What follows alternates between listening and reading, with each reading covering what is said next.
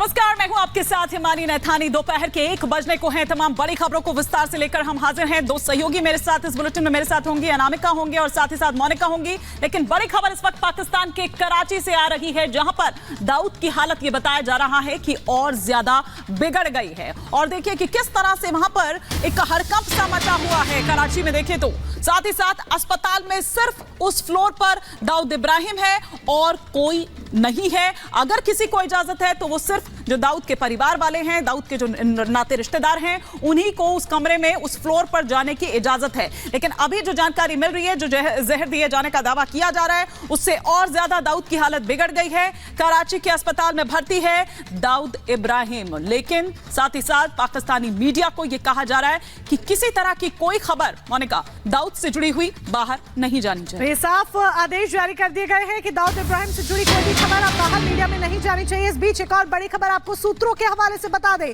अस्पताल के फ्लोर पर दाऊद इकलौता मरीज है। जिस फ्लोर पर एडमिट है अस्पताल के दाऊद इब्राहिम, वहां पर वो इकलौता मरीज है। फ्लोर से बाकी मरीज शिफ्ट कर दिए गए हैं। उस फ्लोर पर दाऊद इब्राहिम के अलावा और कोई भी नहीं है। फ्लोर पर यहां तक कि किसी को जाने की भी परमिशन नहीं है। अगर कोई वहां पर जा सकता है, दाऊद इब्राहिम के आसपास उस फ्लोर पर अगर कोई जा सकता है तो अस्पताल के अधिकारी हैं उच्च स्तर के या फिर परिजन हैं दाऊद के। केवल दाऊद का परिवार ही वहां पर मौजूद है। सुरक्षा व्यवस्था बेहद कड़ी रखी गई है। अस्पताल में सुरक्षा बेहद कड़ी है। बड़ी जानकारी और एक एजेंसी के हवाले से दाऊद से जुड़ी एक और बड़ी खबर आपको बता दें। दरअसल जानकारी ये मिल रही है कि दाऊद पिछले 5 महीनों से एक एयरलाइन के संपर्क में था। एक एयरलाइन के संपर्क में था और फंड इकट्ठे करने की कोशिश की जा रही थी। 5 महीना लंबा समय होता है और 5 महीने से दाऊद लगातार उस एयरलाइन के संपर्क में था। एजेंसी सूत्रों के हवाले से यह खबर मिल रही है दाऊद को लेकर लगातार। हालांकि पाकिस्तानी मीडिया में दाऊद को लेकर कोई भी खबर दिखाए जाने को लेकर पाक सेना और आईएसआई की ओर से रोक लगा दी गई है, फरमान जारी किया गया है। लेकिन कुछ जानकारियां लगातार हम आप तक पहुंचा रहे हैं। एक एयरलाइन के संपर्क में था दाऊद, 5 महीने से संपर्क में था और फंड इकट्ठे किए जा रहे थे। क्या पाकिस्तान से निकलने की फिराक में था?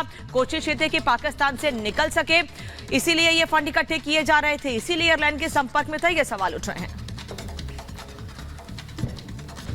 तो दाऊद इब्राहिम को लेकर जिस तरीके से तमाम जो खबरें एक एक कर सामने आ रही हैं, तमाम बड़ी जानकारी निकलकर सामने आ रही है, उस पर पूर्व रॉ अधिकारी एनके सूद का क्या कुछ कहना है, जरा सुनिए।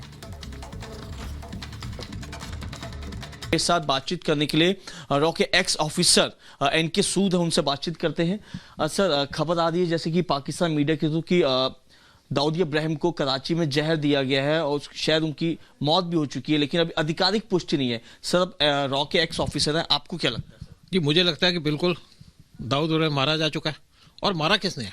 मारा है पाकिस्तान की आईएसआई ने, क्योंकि इंडिया कभी उसको मारना नहीं चाहता। बहुत पहले की बात है 2005 में कि इंडिया उसको मारना चाह रहा था, फिर अब वो पाकिस्तान की लाइबिलिटी बना हुआ था और पाकिस्तान के आईएसआई ने उसको एलिमिनेट कर दिया। इसी तरीके से उन्होंने साजिद मीर, जो 26/11 का आतंकी था, जिसने जो मेन कॉन्स्पिरेटर था, उसको भी जहर दे दी और उसको हॉस्पिटल में एडमिट करा दिया और वेंटिलेटर पे है। वो हो सकता मर भी गया।